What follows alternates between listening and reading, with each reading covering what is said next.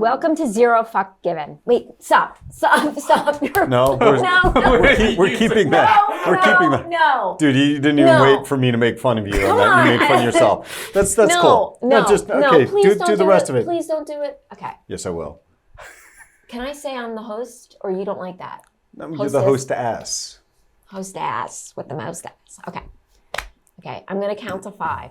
1, 2, 3, 4. 6. Come on, guys.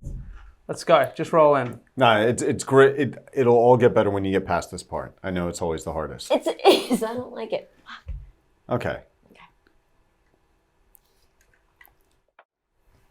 All right. You took your sip of vodka. Let's do it. 1, 2, 3, 4, 5. Welcome to Zero Fucks Given. I'm your host, Krista DeLuca. With me today is Carson Block and Freddy Brick. How are you guys? You said host again. You didn't say hostess. I know. Dude, we're about 12 minutes in now, so we really do need to get moving with the show. No, it's okay. Tomorrow is Christmas, so I felt like we were a little late on content for this episode, so you're burning all this time in the intro has just been gold. It's awesome. Sorry. He wants me to say hostess. It doesn't matter, really. I just want you to speak English well. That's all I want. That's all I'm asking for. That bar is so high, and I don't like it. Christmas present. Okay. Anyway, what's going on? What do you guys want to talk about? I think we should start by talking about Germany and not talking about the German real estate company that we just published a report on. I think it's important to talk about what Germany does best. Okay, well, hang on. It's not a German real estate company because there's a Cypriot holding company with a Luxembourg company and then a parent in Cyprus and then company. Right. Well, it's true. It's very multi-jurisdictional. They just own a bunch of shit in Germany. I know we're not going to talk about that really, but my whole theory is there's so much. To you, please let's not talk about there's this. So much. There's so much fuckery in German real estate. I think in part because they have a property registry that's not publicly accessible. So I think that's part of the reason there's so much just absolute bullshit in German real estate. But what you want to talk about actually has a little bit of a parallel to it. But that is the attempted coup in Germany. All right. So, all right, like I've solved the mystery. So Oh God, this got to be good. No, this is good. Okay. So did you catch this? Do you know what I'm talking about? Or you have no clue? I have some clue. I feel like this was a very under the radar story. Really? For an attempted coup. I mean, look, it was in the New York Times, which like New York Times had a few articles on it. Right. But yeah, but then they're, Krista reads the Daily Stormer, so she hasn't. Right, that's true. You don't do the lamestream media. But okay, so this guy, literally a prince, Heinrich the 13th. His family is 700-year-old noble family. They used to reign over pre-World War I. They reigned over some state in eastern part of Germany. So he and a bunch of like far right nut jobs. They were actually. We can call them Germans. Yeah, exactly. Don't want to upset Andrew left, but yeah, your average German. In other words, they were actually going to storm Parliament, kidnap the Chancellor, execute the Chancellor. Which the guy used to be the Minister of Finance, and he was the one who basically thought that like BaFin was doing a decent job. So. Not entirely adverse. Yeah, right. So like, not making the world massively worse off with that one maybe, but I kid. Olaf Scholz. But anyway, so the police broke this up, and it's been clear for a while Germany does have a problem here because people involved are like cops, ex-special forces, and they arrested 25 people.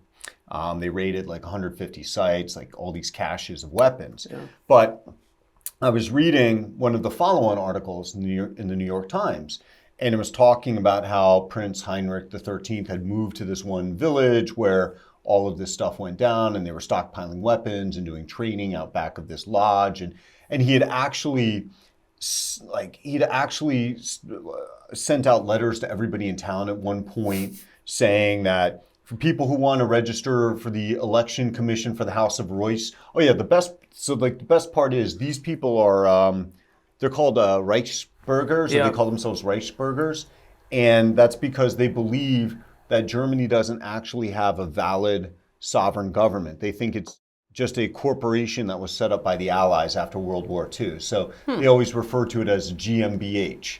It's like their corporate abbreviation. So this is part of like their whole lunatic world here.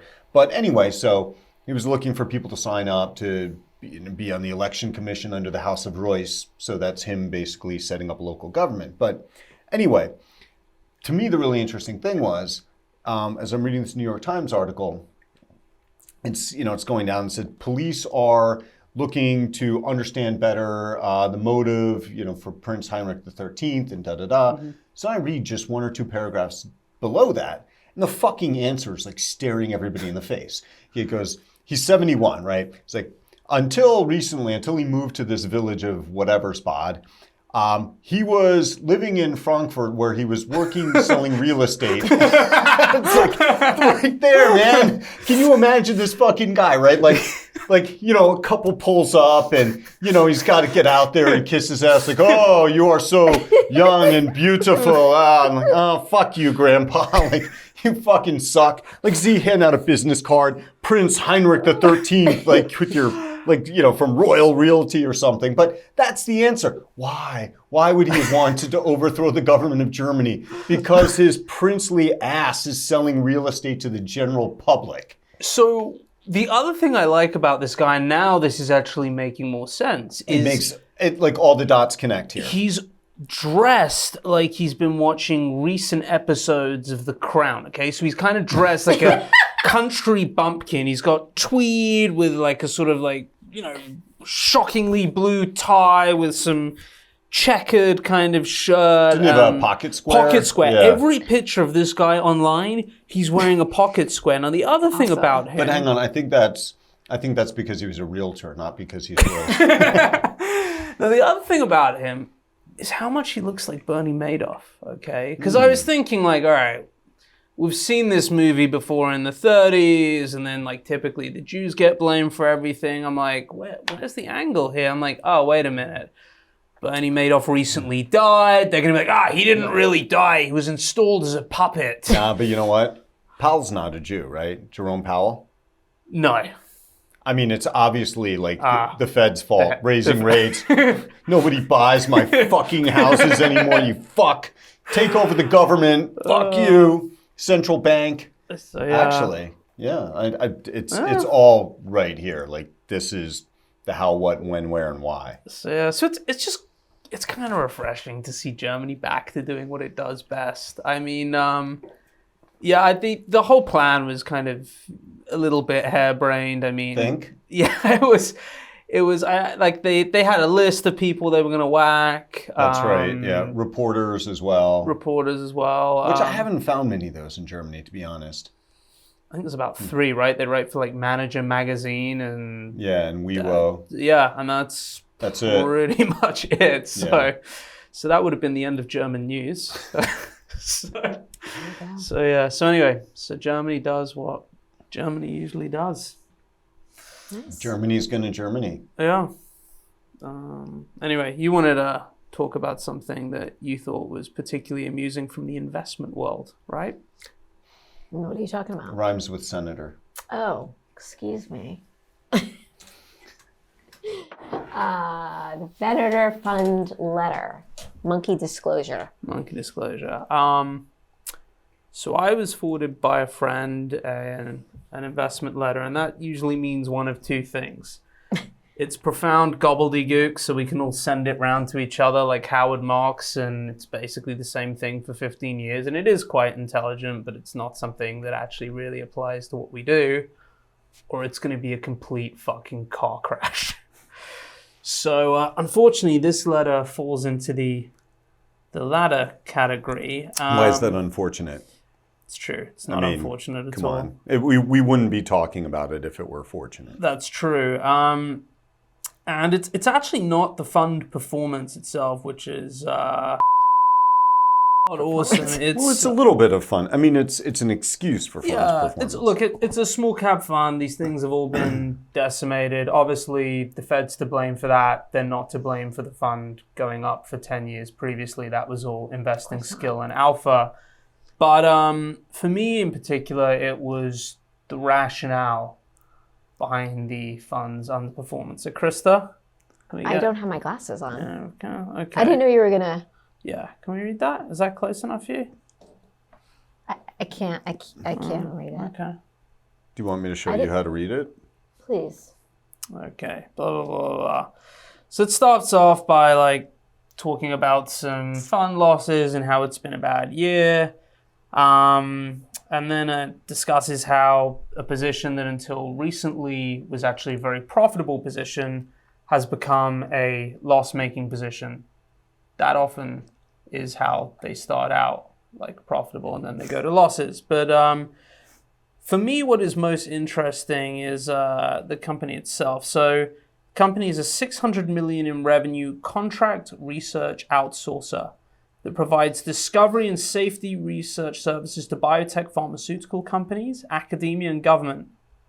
Unfortunately, a high-ranking government wildlife official in Cambodia and several employees of the industry's largest supplier of laboratory primates in that country, they supply close to 50% of the US market, were recently indicted for selling wild macaques mixed with bred animals and forging the documentation prior to export. With the supply related to 25% of the company's revenue possibly cut off for an indefinite period, the stock plummeted by over 2/3 during the month, most of which was in the 24 hours of the news break. While this could throw 60% of the entire US drug and vaccine development pipeline into chaos for 3 to 5 years, the potential effect on the investment was more direct. So people talk about black swans, and it's massively overused. It's a black macaque. This is a black macaque. I can't for the life of me think of a disclosure over the years where I've had anything as good. I mean, I feel like some of the Chinese companies had some good disclosures. They did. They had some great disclosures. Ones that comes to mind, Chop. Was it Chop with the antiquities? Yeah, China Gurei Steel. Yeah, they used up their hundreds of millions of dollars of cash that people had questioned the existence of to buy porcelain antiquities. Porcelain antiquities. Urinals and toilets, basically, is the way I figured it. So, yeah, we would love to see the chairman's porcelain antiquity collection. Go down the hall, take a left. If I remember correct, the best part about that disclosure was that they also claimed they bought them at a massive discount. Oh, right. Yeah, somebody was liquidating them. Yeah, distressed sale. Yeah. Some restaurant was going out of business, and their bathroom to dining hall ratio had been off. They had too many toilets and shit. So yeah, here you go. And then I feel like while you were in China, they also had that scam with the banks, right? So that also had to do with antiquities. Well, right. So China had enacted this new policy where the state-owned banks would provide loans, non-recourse loans, to Chinese who were buying Chinese antiquities from overseas and repatriating them to the US. So, of course, all these fucking princelings go and borrow a shit ton of money to buy knockoff Chinese crap. Bring it back. And here's the collateral, and, peel off a little bit to pay the guys at Bank of China, and boom, you're done. Non-recourse. Yeah, it is good. That's the one thing actually about the short side. You do find these just amazingly funny disclosures. I don't think you come across that on the long side. Because it's a crap company. Move on. No, on the long side, you're evidently thinking of things like that you hope will be taken seriously. Did you honestly think at Venator, you could fucking write that in a letter and people are not going to laugh and make fun of you? I mean, for fuck's sake, just say we took a loss. Don't get into the monkeys and, seriously, guys. That's just such, I mean, their intention plainly must have been to entertain. I know.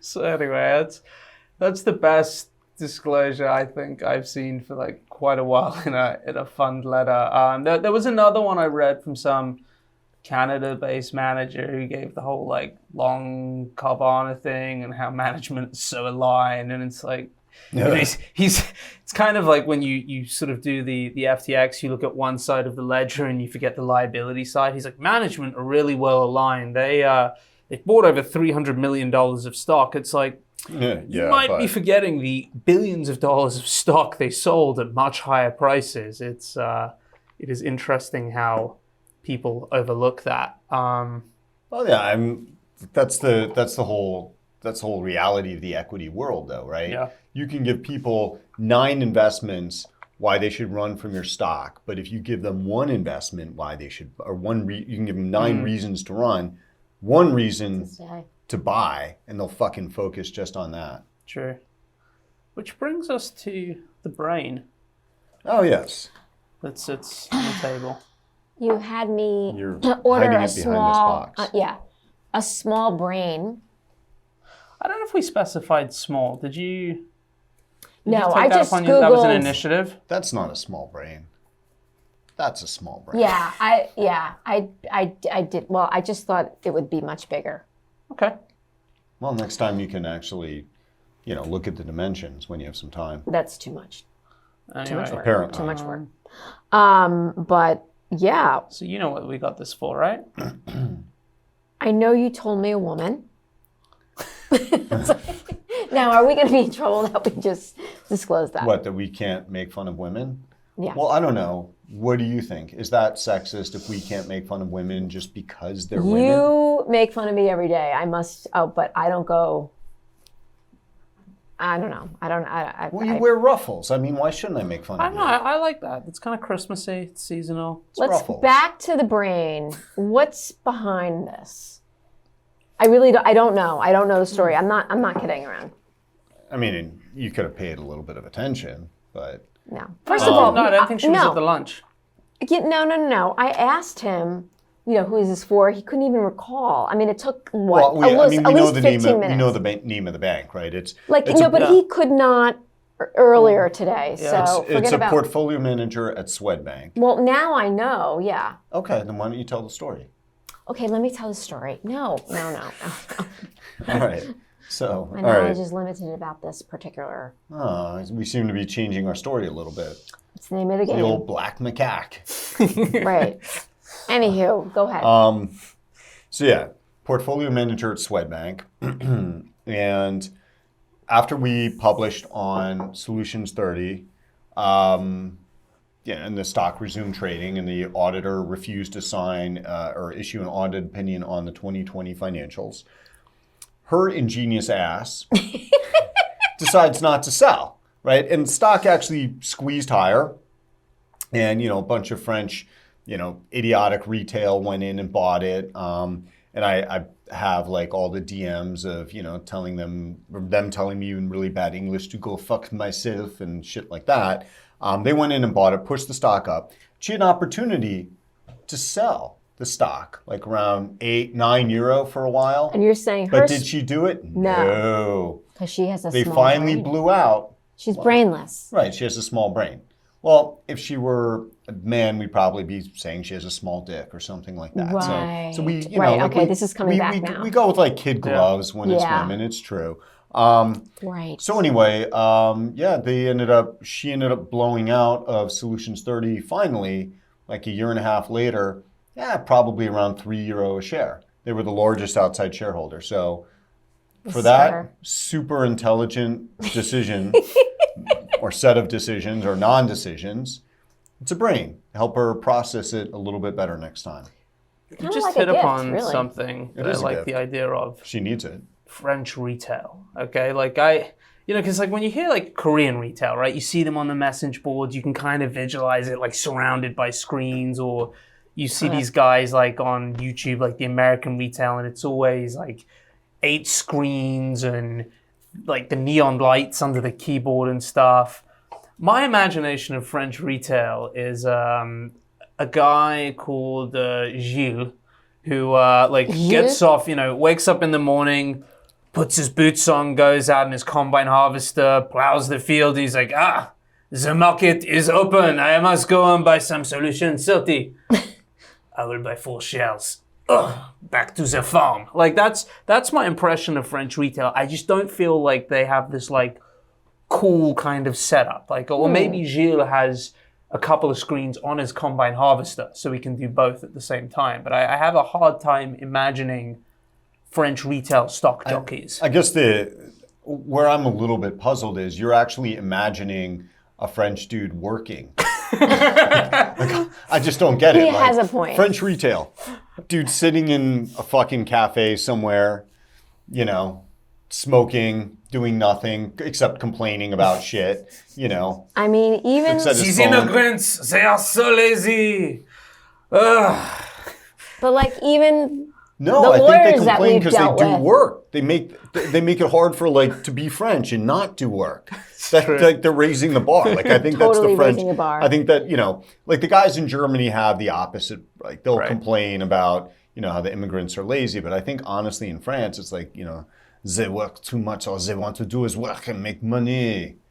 What's wrong with them? But so anyway, they've sent me some really nasty they've tweeted some really nasty things to me, and also DM'd me over the years, over Solutions 30, also Casino. And I just got to tell you, I have such a hard time taking a pissed off French person seriously. It's like, I think the problem is the language, right? So in in Matrix 2, it's like the Merovingian said swearing in French is like wiping your ass with silk. But it's just like when they get mad, it doesn't resonate. Doesn't work. Do you ever hear French hip hop when they're trying to? Yeah. So there was I used to have these CDs from Hotel Costas series, and then they put on that one of them was like kind of French hip hop and songs called Le Bel et le Bad Boy. It's like bunch Beauty of and French. the Beast. I don't know. It's like, but at one point the guy was, hey yo, le bel et le bad boy. Just like, That's pretty dude, good. this is really, what's Dude, going if we drop something in France, maybe you could rap it next I time. know. with the French accent? Yeah.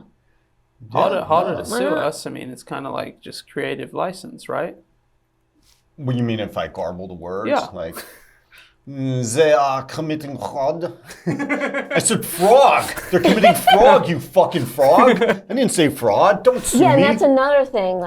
I was at a dinner party in Oakland once, and I have a friend of mine who is from Paris. This is the podcast, not therapy. Just Oh, before you go ahead. I'm sorry. I thought this is where I was, but he stormed out. He got really pissed off at my friend and me, and So wait, I was was he French? Yeah, Yeah. he is. He was They have tempers, man. Yeah. stormed out, and then he started talking about his dad and what war he fought, and I was like, "What the fuck just happened?" That's- I was like, "What the hell?" What war he fought? Yeah. Like lost until they got help? I mean, come on, man. Like, it was Fort crazy.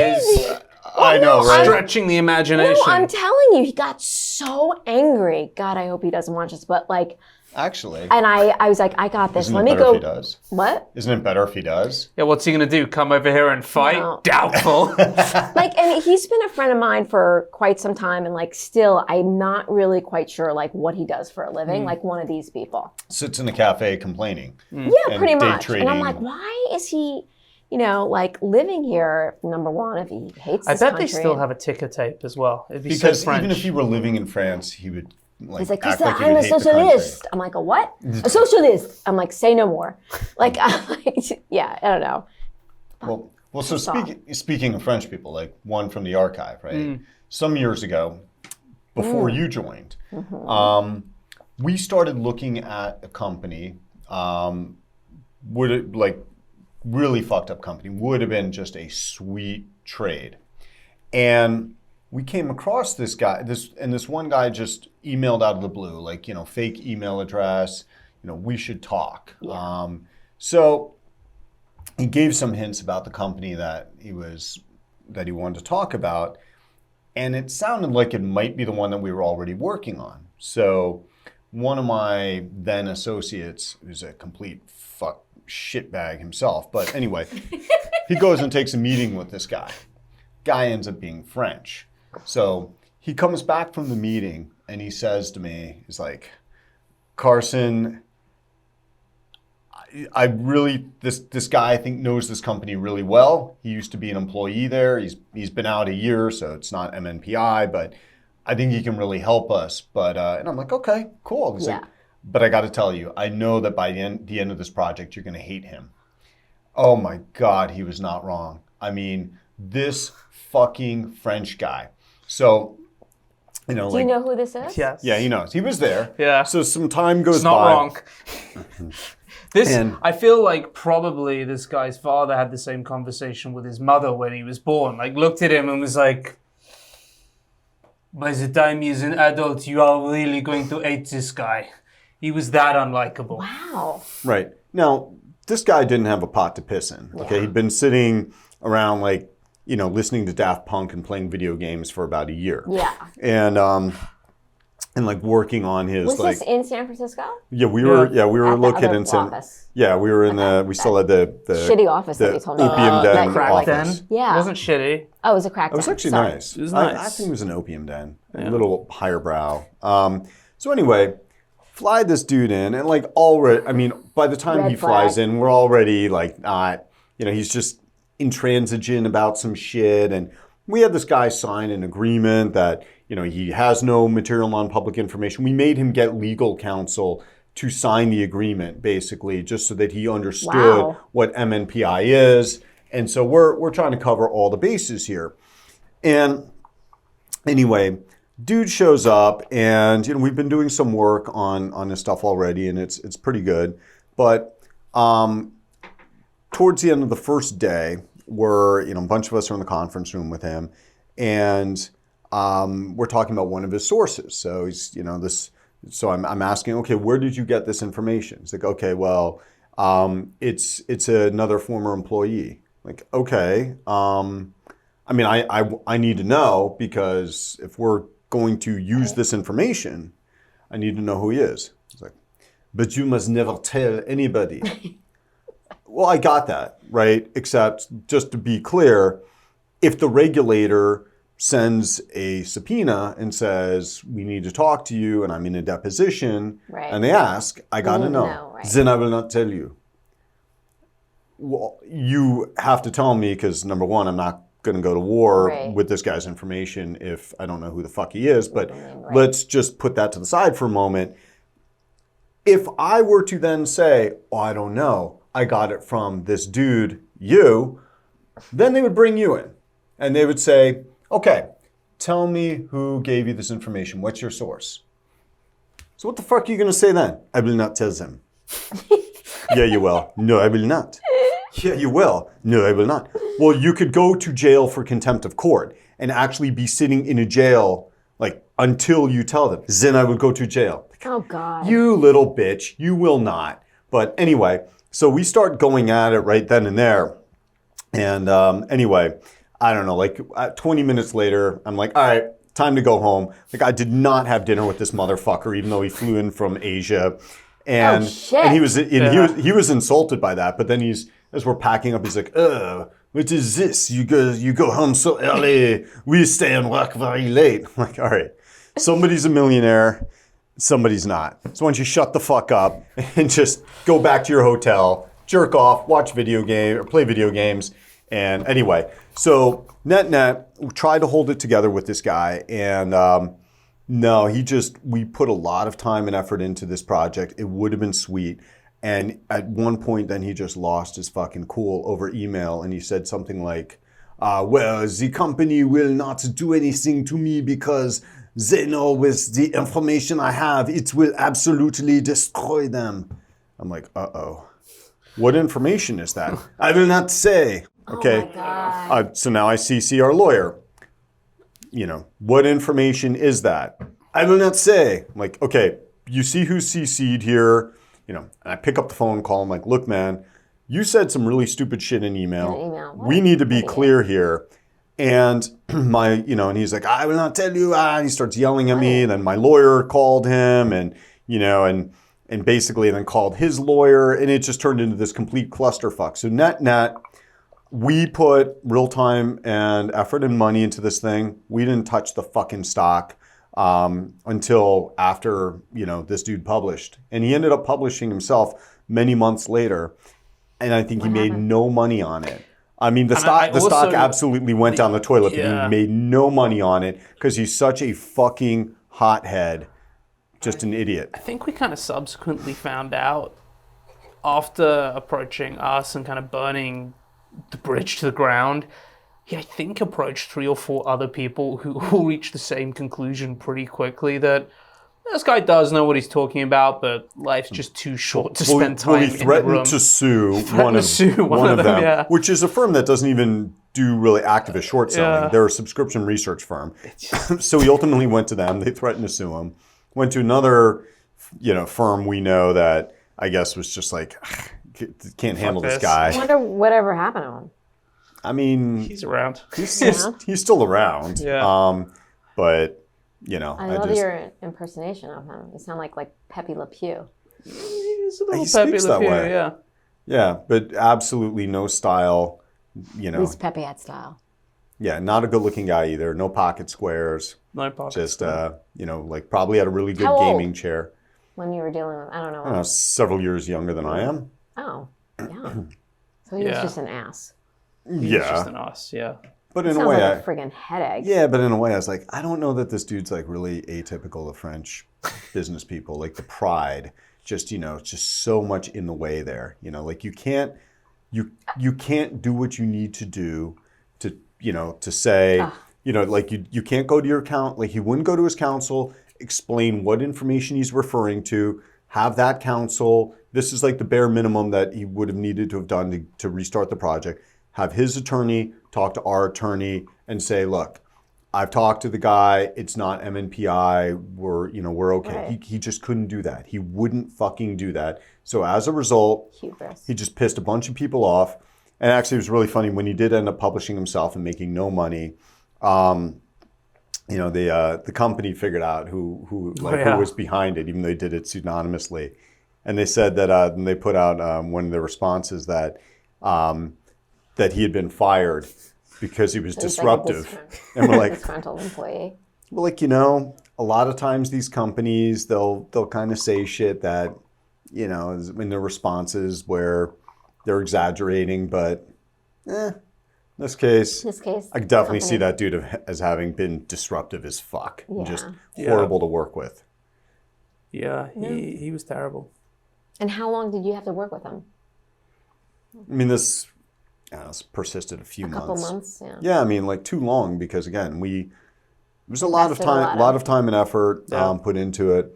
Actually, I sort of, and I smoked some political capital in the process there because this would have been a great idea. So at that time, I talked to the Irisone committee, New York, right? So that's like the big Irisone conference, and they'd reached out to me, hey, we're having the conference in a couple months. Could have you present?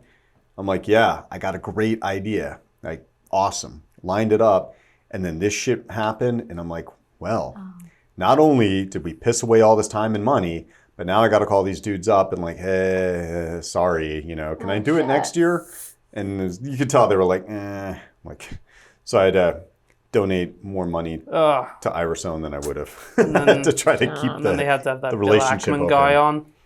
And ended up costing him a fortune. So anyway, new week, Credit Suisse, it looks like, has survived 2022. Well, are we sure? We're not quite at the end of 2022. We're not yet, but they raised a bunch of money from some really smart investors. The Saudis.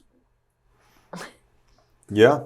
They are going to be revitalizing the old First Boston, I think, right? They're calling, are they going to call it Credit Suisse First Boston, or is it just going to be so it's going to be spun out. The investment bank is going to be spun out.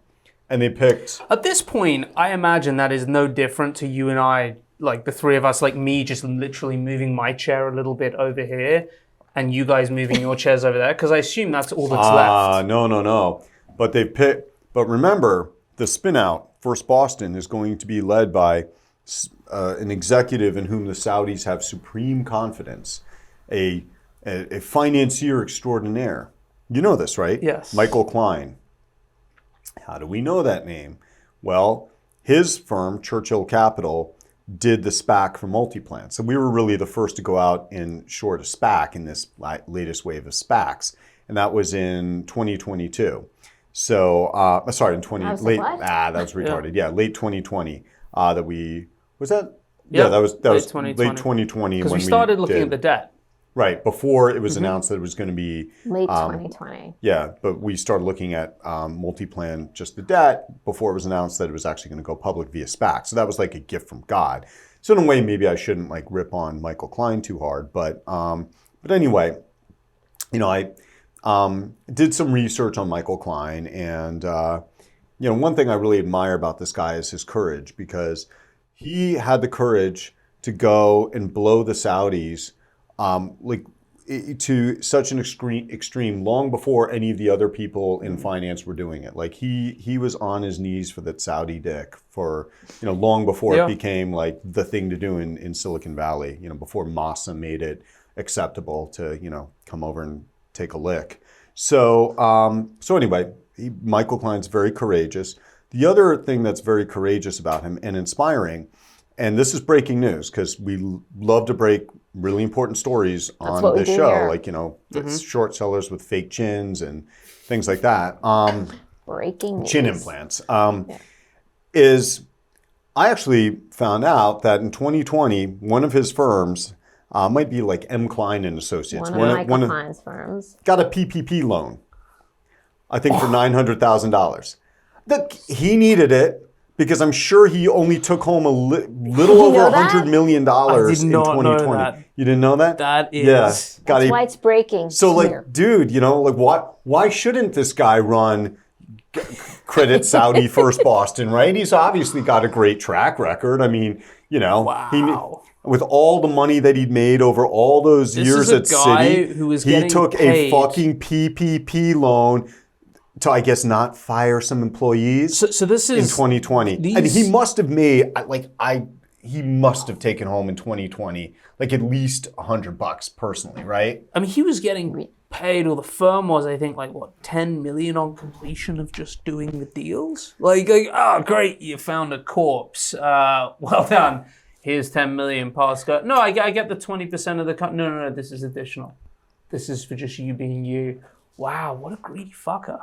Yeah, no, well, I mean, so, when you think Saudis, guys who, were worth probably well into nine figures, flying private, for the past couple decades, getting a PPP loan when, COVID hit, like, yeah, dude, I mean, it makes sense. So wow, he's clearly among the best that the finance industry has to offer. Michael Klein, I salute you. Oh man, that's so good. What a greedy fucker. Excellent. I can't believe you didn't know that. I did not know that. Like, you'd think if you're making that kind of money, you'd be like, this might be a bad look. I mean, like, we make far, far, far less. Yeah. And I remember that was a discussion in our office for 10 seconds. Like, hey, what should we get some of the apply for some of the stimulus? And it's like, no. Can you imagine? Like, fucking hedge fund? Like, why? Yeah. Like, that would be awful. I mean, Ross Gerber was another one, right? Mm-hmm. He, the KUBQ stuff, like trolling his use of PPP loans was awesome. Like, because he's like there bragging about his Tesla and his ARK exposure and whatever, and KUBQ's like, nah, dude, you took out some PPP loans here. Like, what's going on? It's just shameless. It really is. Yeah.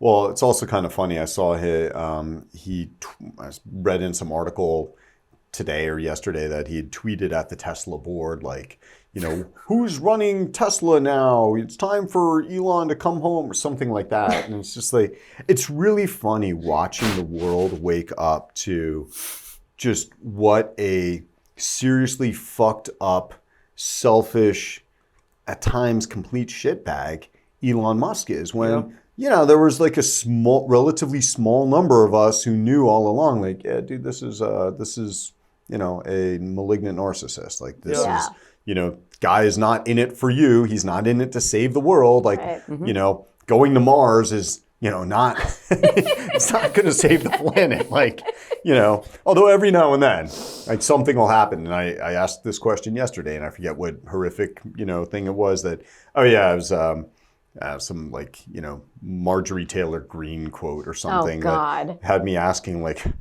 when's the next rocket from Mars leaving? Like, sometimes I get it. Nice. Yeah, it has been funny watching like the Tesla stuff over the past few weeks. I mean, his latest thing this week is he's not paying the landlord in San Francisco, which I'm kind of behind. I do like that move. I think he's not going to pay any of the severance that he promised people. He's fuck you. That's some fucked up shit. Yep.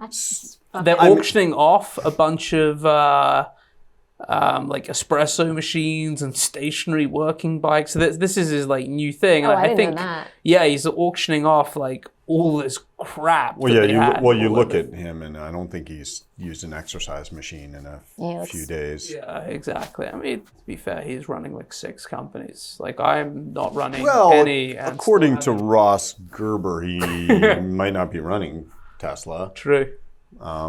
So yeah, Elon's having another interesting week, and that's pretty crazy though that he's decaying them on severance. And I guess his thinking is, it's interesting because probably most everybody has arbitration clauses in their employment agreements, I'm guessing. But he's probably thinking that, just it's not going to be worth it for any of these people to take me, to arbitrate. But I wonder, and you probably can't, but I wonder if somebody could put together class action. But then again, your class action attorney is going to peel off like, 1.5 weeks of your 2-week severance, when the settlement comes down. So, I mean, it's just not a cool move. No. But. Nope. Continues to be interesting to watch though.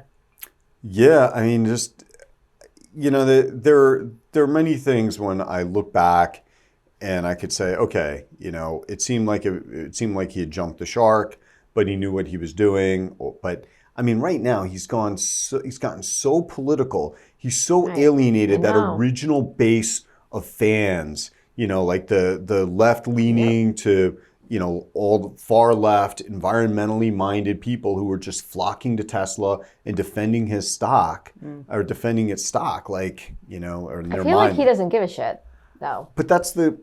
But he should, because he's borrowed a bunch of money, to buy Twitter, and right now he's running that fucker. So it's like, and the quality of advertisers has definitely dropped, like, and it's gone really right wing. Like I saw the most dystopian shit in my Twitter feed just a few days ago. Maybe the algorithm's getting better. So what I saw was this video. It's like free men, and it shows dudes who are like fully kitted out in, body armor with ARs. So I think it was, it was by the AR manufacturer. I forget what it really stands for. But it's like, free men protect their families. It's this guy like patrolling in some like, desert area with the fucking, AR in body armor. Free men, protect the innocent. And dude storming into like a house in Baghdad, it looks like, and carrying out a child, getting in body armor with the fucking, rifle. I'm like, this is the most dystopian shit ever. Like, that's the quality of advertiser that, we're stuck with now on Twitter. You want to know what's more dystopian? That wasn't a child. That was a midget, and the advert was for midgets. That's what it was targeted at. It was bodyguards for midgets. Free men honor midgets' rights. It's niche. Yeah, it's I do wonder if like Twitter is maybe like the best bang for your buck in terms of advertising at the moment, because like everyone else is probably leaving, and if you want to target like whack jobs, Twitter's a good place to be. Now, the other thing that has happened this week in the world of online advertising, there is a nonpartisan bill that's being put forward to ban TikTok in the US. I so Really? hope that happens. Yeah, I think Rubio might have sponsored it. It's the biggest fucking no-brainer ever. Like, TikTok, from what I understand, in China is like sweet stuff, like love each other, like this is how you count to 10, like this is how physics works. And in the US, it's just like garbage. Yeah. Well, it starts with garbage, and then that algo takes you into really toxic shit. Yeah. Like about, glorifying like hard drugs and shit Yeah. like Midget that. rescue. Violence. Yeah. So it's, Do you have a TikTok account? No. All kidding aside, Yeah, it really does seem like it's a China psyop against the Do you have a against the TikTok US. account? No, I don't even have a LinkedIn. How am I going to be on TikTok? I think they're completely separate. Well, Well, I think he's saying like LinkedIn is kind of like the baby step. And, TikTok is more, it's like you're more social media savvy if you have TikTok. Do you have a TikTok? me, no. I don't even have the Twitter. How's your IG doing? Yeah, your IG gets blown up all the time now. Yeah? Yeah, I don't get that. Huh? I don't get it. What do you mean?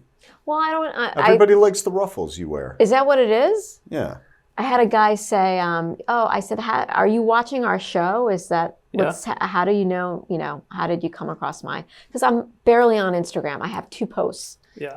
And he's like, no, you came across my DMs, which I don't understand. Came across what? My DMs? My DMs? You came across my... I don't get it. What did he say? I want to come across No. Oh, okay. DMs. Direct messages. Yes. Is it the scary senator? Is it him again? No, it's not the scary senator. He's not scary. No, he's not. And he's a Just big, his voting. huge I know. fan. I know. We're going to do a Thank meet you, and greet scary next senator. week. We're going to do a meet and greet. Really? No. All right, book let's signing. go to our next. Do we have time for another one or just one more? What? I think it's important if we're going to... You're going on another holiday, it sounds like, to London. You are? Oh, I am. I didn't tell him yet. Oh, good. I love watching these interactions. No. How many weeks are you going for? I'm only going for 5 days, and I'm going to see my best friend. Does that include weekends?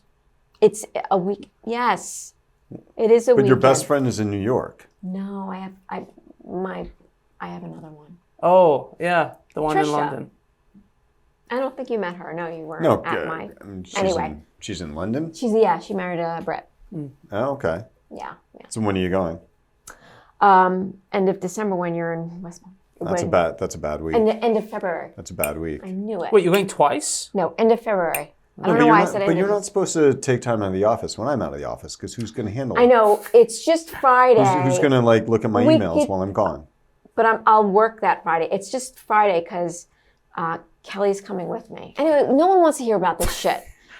I do. I mean, I feel like I need to hear What the about it. heck? So I'll give you some I'm not advice sure why for this London. is. No, I'm not sure because why Krista, this is when I'm hearing about it. This for the first was time. this was part of the thing, because then when he's like, I didn't agree to this, you can be like, no, you agreed to it. I've got it live on the podcast. All right, so you can hold him to this shit. So, That's it? Oh, silence is not assent. so what do you want to do when you're in London? I just want to go to some nice restaurants, and that's it. You're gonna have You don't have to go to London for that. No, but I you haven't do. been forever. You can go to I Dallas. lived in London. You lived in London Yeah, when you were at finishing school? 19. No, afterwards. Oh, okay. I was 19. I did You don't a year get that abroad. aristocratic British accent in her at all? She's not wearing a pocket square. I lived in London. No, that's just German royalty that sells real estate. Sells real estate. Dude, you know what? We should see if we can get that guy on like a home release, and as part of his like working program, because usually they're like doing license plates or some really menial stuff. Mm-hmm. We could have him working selling real estate, but for like 8 cents an hour in Germany. Imagine how fucking miserable I that feel dude. like I you're think we need losing to our put. viewers. We need to put him together with Vivian, like that. There you go. Yes. Like Dude, And we circle back. he could your do occupancy no. rate's low. Ah, Do you know what he could do? He could do the metaverse real estate for Rent 24, right? Because Rent That's 24, perfect.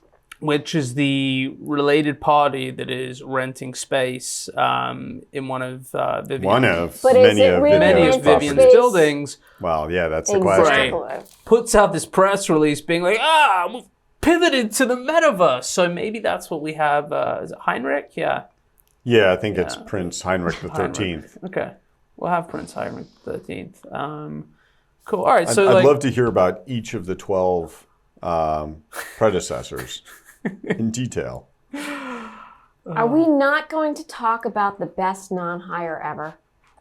Yeah, so yeah. I mean, that's it's a time to be thankful, right? End of the year, so Yeah. thankful for the things that we do have, and also thankful for things we don't have.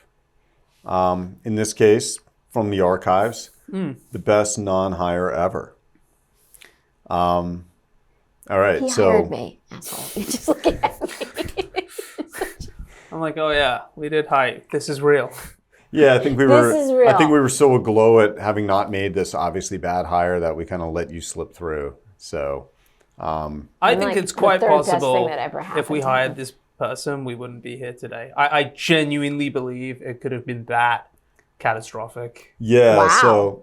So back in late 2014, early 2015, we're going to launch. We have our anchor investor, so have to hire a chief operating officer, and Freddy has a family friend who's a headhunter, kind of global. Says, hey, there's this American guy. He's been a lawyer. He's been in prime brokerage. He's also been in fund business development, jack of all trades. Did a little bit of everything. Right, like sends his CV through. Like, wow, like this. It's a very, this guy's got impressive CV. Very impressive. great CV. So basically, at that time, my approach was interview somebody who seems to, clear the bar from a CV perspective. If it goes well, then diligence them. So the day before the phone interview, the headhunter calls me and he's like, I'm sure you've seen this. Like, actually I hadn't, but there were some headlines around this guy. So this guy had some bad tabloid headlines, actually. I mean, he wasn't a known dude, right? So his conduct still rose to the level of bad tabloid headlines vis-a-vis a woman that he was dating. And so the headhunter tells me about this, and I'm like, I hang up, Google, easily find this. Oh shit! Like, this is, and at that time also, it was more sensitive because what are people going to think about it? A fund that's an activist short selling fund, and like the last thing we need to do is associate ourselves with, like highly sketchy people. So anyway, I called the headhunter back. He's like, look, he has his side of the story. It's quite different from what was reported, and I'm like, yeah, fucking lamestream media. They always get shit wrong. No, this is 2014. People didn't talk that way. Right. So all right, I'll interview this guy, but if we were to go forward, I mean, he's got to be stellar, and I'm a value buyer. So have the interview with him on the phone. He does well. But we get into this conversation where I'm like, okay, look, man, there's headline risk with you. So if we move forward, like, you got to come in at like the right number.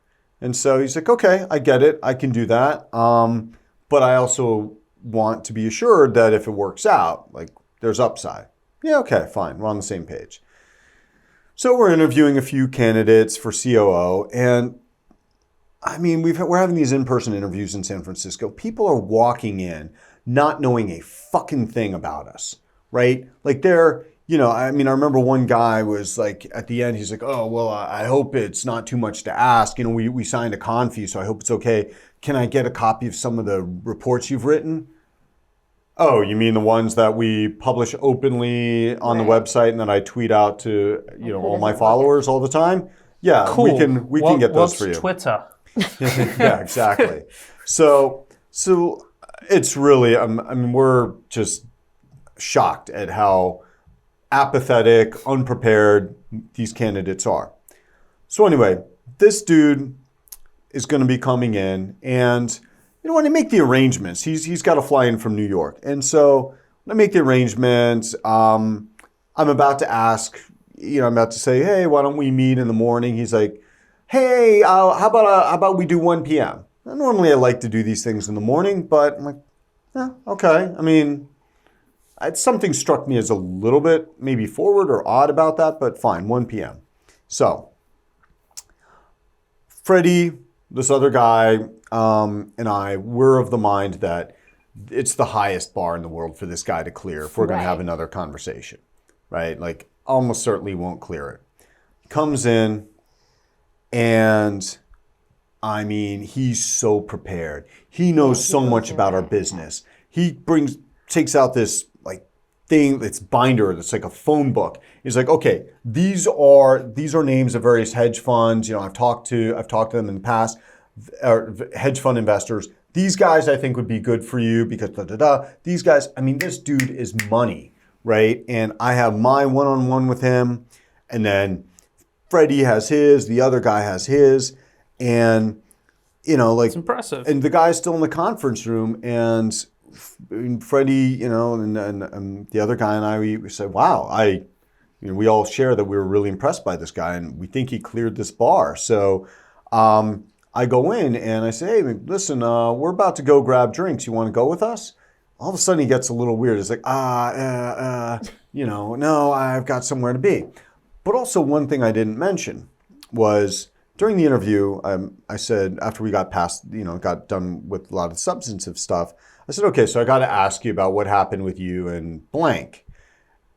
And the funny thing is, he kind of speaks with a lisp, right? Like, I mean, you would think he's gay from that, or at least I did, except he's got these headlines about this, ex-girlfriend. He's like, I'm going to make up a name for her. I'm going to call her Courtney.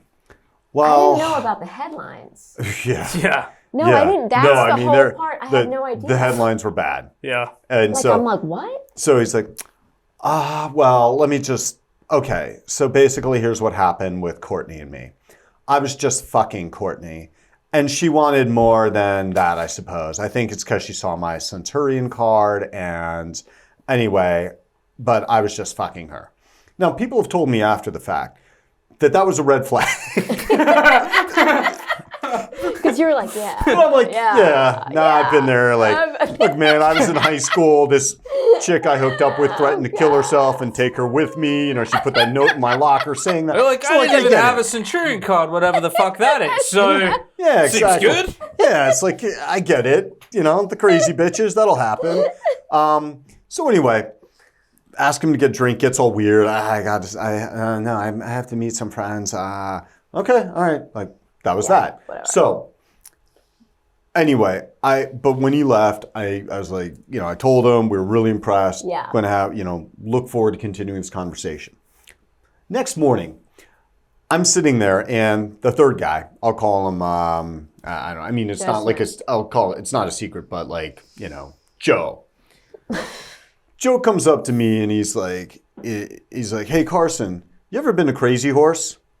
Okay, now if you know anything about anything, you know that Crazy Horse is a strip club, right? So, and I'm thinking of the Motley Crue song, Girls, Girls, Girls, and I just start singing like, Crazy Horse, Paris, France, forgot the name. No, serious question. You ever been to Crazy Horse? I don't know, dude. When I was in college, maybe. And so he throws something at me, catch it, and I look at it. It's a pen, and it's got these two silhouettes of naked women on it, Crazy Horse.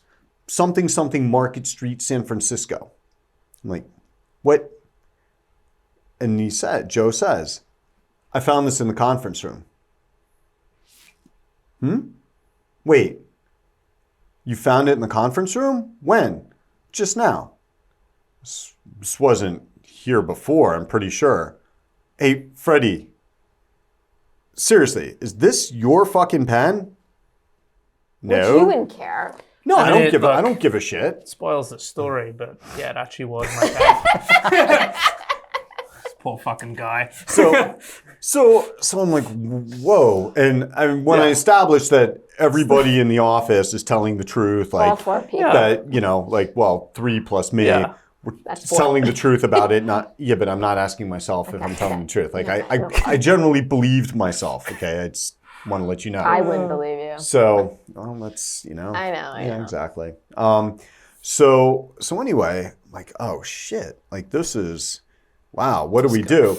So now it's really awkward because the guy's following up, you know, and he's, you know, sending me emails like, you know, I want to build this house with you. Like he kept saying that in the interview, you know, which. That's a flag. People tell me today. I feel like that's a flag. Carson, I want to build this house with you. And you're like, ah. Yeah, so. Crazy horse. So anyway, I'm trying to avoid this guy, but he's, you know, he's persistent. So I'm like, all right, I'm just gonna have to have it, man. Like, so I have this conversation. It's Friday afternoon, and I'm like, hey, listen, got to tell you, you know, you really impressed us, blah blah blah, but I just don't think it's a fit. So best of luck. So, well, I'm surprised to hear that from you. I thought it went very well. Yeah, look, man, it's just I don't have a problem with strip clubs, but I know where you were the night before. I know you went to one, and I just have to ask myself, okay, when you have the headlines that you have and you've got an interview the next day, I don't know, like it's just bad judgment. Because it's just because of the headlines. And but he's still right. I mean, like if but you're thinking, right? Like you go to a meeting, right? You show up and he opens his binder and he's like left his 3 bags of coke in from the night before, and George Soros is unimpressed, right? Like that's what you're thinking. Well, and I actually at one point I meant, so he starts off with, he's like, I don't go to strip clubs. Okay, there's a very specific reason I don't go to strip clubs. Okay, I don't go to, and he keeps like teasing this very specific reason he doesn't go to strip clubs. And I don't ask, but he's like, you know what? Fuck it. It's Friday afternoon. I'll just tell. I don't go to strip clubs because you can't come. Okay? That's why. You know, like, okay. Now, people have told me.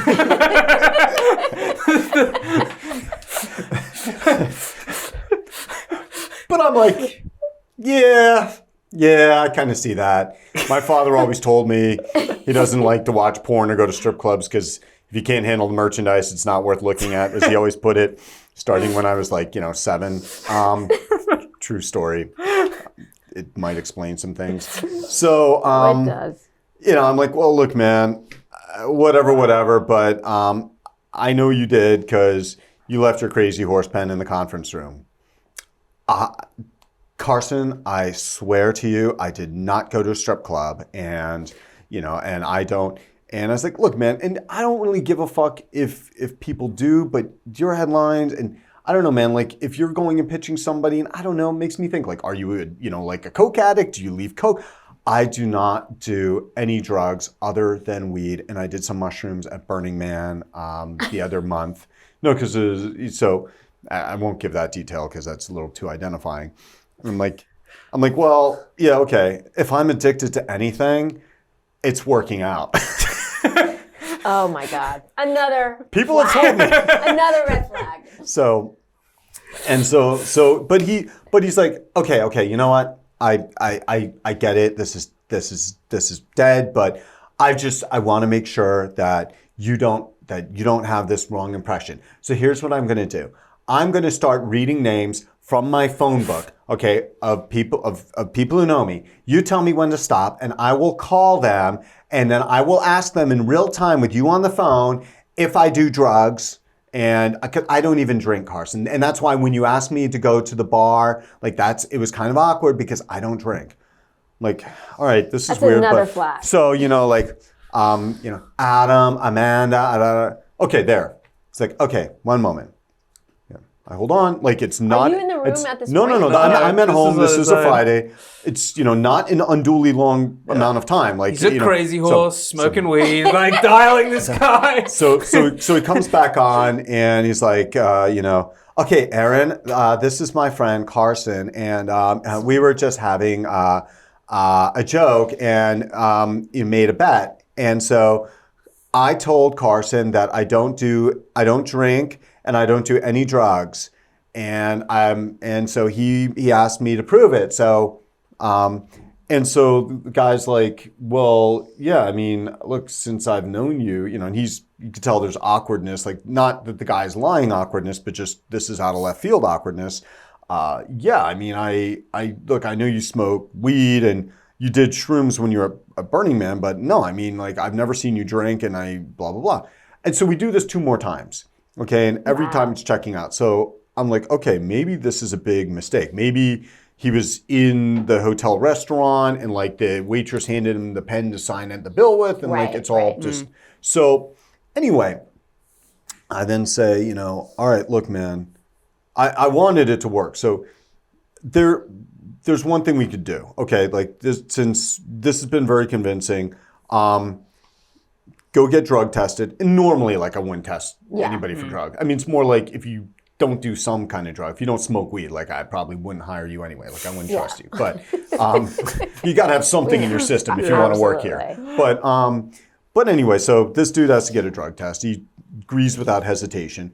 And then I also say, like, well, there are these guys who wrote this book called Spy the Lie. They're ex-CIA polygraphers. They do behavioral. Fine, I'll do that. I'll meet with the Men in Black. That's fine.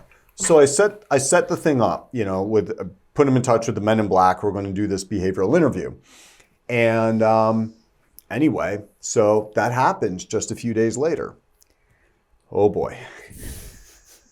What happened? It's like, Carson, I got to tell you, I think that, I think this guy is, I'm not a psychologist, but I think this guy is probably manic depressive. I'm not sure he ever graduated from any of the schools on his CV. And I didn't know that. And when I got to the part about the pen, he had cluster of 15 deceptive behaviors. I've never seen that many in one time before. I've been doing this for 42 years and I've never seen anything like this. And so at the end, he said to me that I don't think this has gone very well. And I said, well, not entirely. He's like, well, maybe I didn't tell the truth, but my version of the truth is closer to reality than Courtney's is like what he apparently said. So anyway, I just got to reimburse the guy for his travel expenses. And so I get the bill for his hotel. It was only there in San Fran for 2 nights. Dude's got dry cleaning on there. About $1,000 dry cleaning. And the room's like $300 a night. Not even. But holy fucking shit. Was it really that much? Yeah, it was a huge number. And we're like, oh my God. So two things are going through my mind. Didn't go Did he kill someone? Right. And he didn't go to Crazy Horse. Crazy Horse came to him. He probably stabbed her with a pen, had to get all the hooker blood out of the, That's why please put it on my dress. Kept the pen as a memento. His biggest regret is having left it. But yeah, I'm like, how much fucking hooker blood was there, man? Yeah. That dry cleaning bill. And yeah, I mean, so... Did you ever address the dry clean bill? No, I wasn't going to pay for the dry clean. I'm just like, dude, you get 1 night of room and and we'll reimburse the airfare. But the best part was, maybe the kicker was, he gave us his bank account details to wire it, and it never went through. And when we're like, what the fuck? Our bank is like, Bank of America says that account's been closed. What the? Yeah.